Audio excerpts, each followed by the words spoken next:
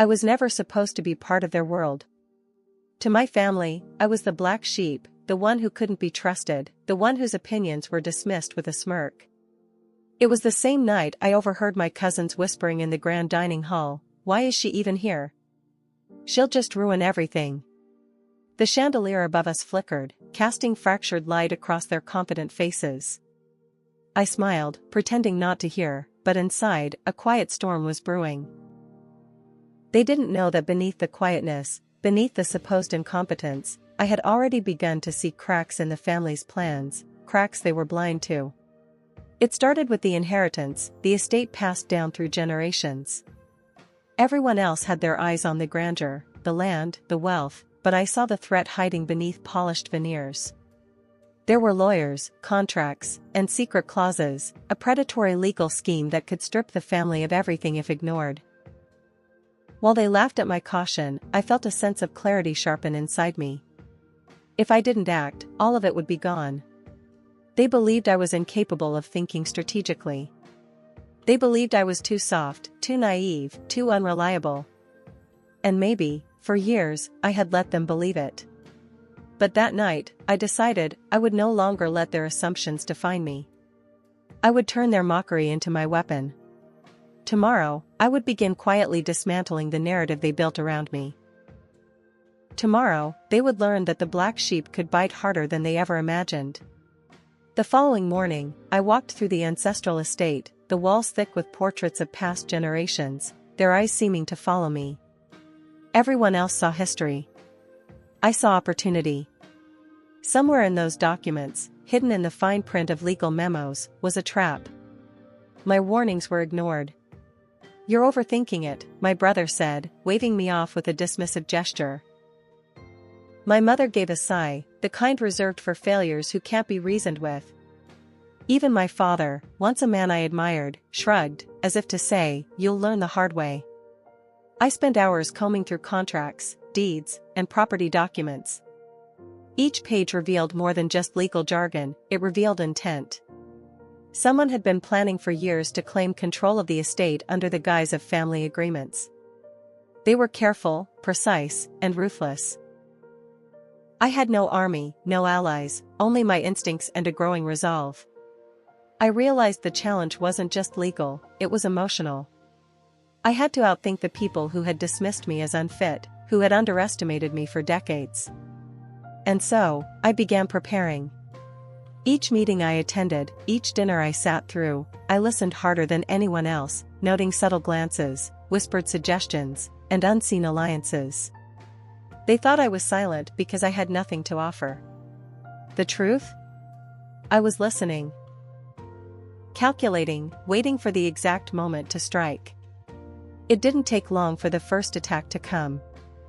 A letter arrived, disguised as routine legal paperwork. But the wording was precise, predatory, an attempt to force a transfer of the property without my knowledge. I could feel the weight of the family's doubt pressing down on me. "I told you, she's paranoid," my aunt said, noticing the letter on my desk. They saw chaos. I saw proof. Proof that the very estate I was supposed to protect was under siege, and that my role in the family was more crucial than they would ever admit. The betrayal stung not because I hadn't expected it, but because it came from the people I was born to trust. My own family, laughing, whispering, plotting, blind to what was really happening. Every smile, every handshake, every congratulatory toast was laced with intent. They wanted to see me fail. They wanted me out. But I refused to crumble. I studied the law, called in trusted advisors outside the family circle, and began gathering evidence. I realized that to save the estate, I couldn't just act. I had to expose the scheme without letting them know I was aware of it. It had to look natural, like fate itself was preserving our legacy. Every day became a battle of wits, each interaction a chess move. They underestimated me because they had convinced themselves that the black sheep would always stumble. They didn't know I had learned to walk silently through storms, unnoticed, until the moment of reckoning. For weeks, I moved quietly. Every document, every signature, every financial transfer was traced. I began creating a network of proof that would leave no room for denial. The family continued to mock me. They whispered, "She's obsessed," and laughed as I meticulously catalogued evidence. But obsession was a luxury I could afford, it was also my weapon. I began drafting legal motions and preparing a tactical litigation strategy that would protect the estate. Everything had to be precise. One misstep, one prematurely revealed move, and my family's predators would destroy not only my reputation but the legacy we were trying to preserve. At night, I would sit by the fireplace in the grand estate, the flickering flames reflecting in the polished wood, thinking through every possible outcome. Every betrayal had taught me something. Patience, observation, subtlety. The black sheep, after all, was invisible until she decided to act. I knew the plan wasn't just about winning a legal battle. It was about restoring respect, about showing them that the underestimated can be the most dangerous force of all when backed by knowledge and conviction. The day came when I presented the case in court. My family sat in the front row, smug smiles in place, convinced the black sheep would fumble. They didn't know that I had anticipated every counterargument, every loophole, every underhanded tactic. The judge listened as I laid out the evidence, each point sharper than the last, revealing the predatory legal maneuvers and hidden alliances. Every witness I called, every document I submitted, dismantled the narrative my relatives had built around me. Gasps echoed through the courtroom as I exposed the hidden transfers, the forged recommendations, the clandestine meetings meant to strip the estate away. The very people who had called me paranoid, incompetent, and unworthy sat speechless, unable to interrupt the truth as it unfolded. By the end of the hearing, the judge had issued a permanent injunction securing the estate under my oversight. The family's plan had failed spectacularly. The black sheep had not only survived, she had triumphed. Walking out of the courtroom, the world felt different. I felt lighter, but not triumphant. Victory had a quiet edge, it was the stillness of justice served. Family members avoided my gaze.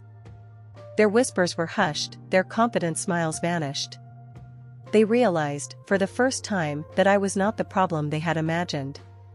I had been the solution all along. In the days that followed, gratitude and apology trickled in. Some recognized the truth, others stayed bitter, unwilling to accept the black sheep had outmaneuvered them. But the estate was safe, and the legacy intact. I allowed myself a moment of reflection. They had underestimated me, yes, but perhaps more importantly, they had underestimated the depth of my resolve. The inheritance was more than property. It was history, identity, and the trust that connected generations. Saving it wasn't about revenge alone. It was about protecting what mattered from those who valued greed over legacy.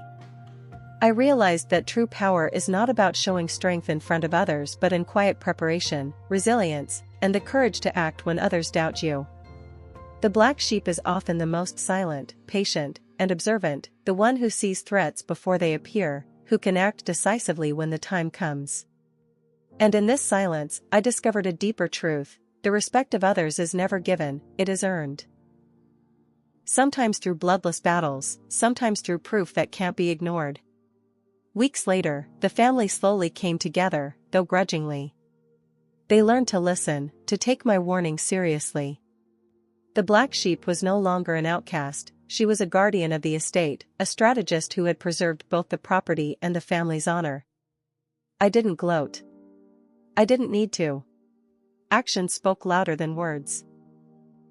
They saw it in the secured documents, in the saved estate, in the silence that followed each failed attempt to undermine me. The laughter that had once mocked me was replaced with quiet acknowledgement. I had won not through aggression, but through patience, intelligence, and moral resolve. The story isn't about revenge. It's about vigilance. About standing firm when everyone else dismisses your warnings. About using intellect and strategy to protect what's important. Sometimes, being underestimated is the greatest advantage you can have. It allows you to move unnoticed, to prepare, and ultimately, to succeed on your own terms. Justice doesn't always roar, sometimes it whispers, carefully, deliberately, until the world has no choice but to listen. I returned to the estate one quiet evening. The rooms were calm, the portraits serene. I walked past the same halls where I had once felt invisible. Now, the walls felt different, they acknowledged my presence. I held the deed in my hands, a simple piece of paper, yet heavier than any medal or accolade. I smiled quietly. I had saved the family inheritance, exposed the betrayal, and proven that the underestimated can rise higher than anyone expects. For the first time I felt peace. Not the peace of victory over others, but the peace of knowing I had stayed true to myself, stayed vigilant, and stayed resilient. The black sheep was no longer just a label. She was the keeper of legacy, the guardian of truth, and the quiet storm that no one could ignore.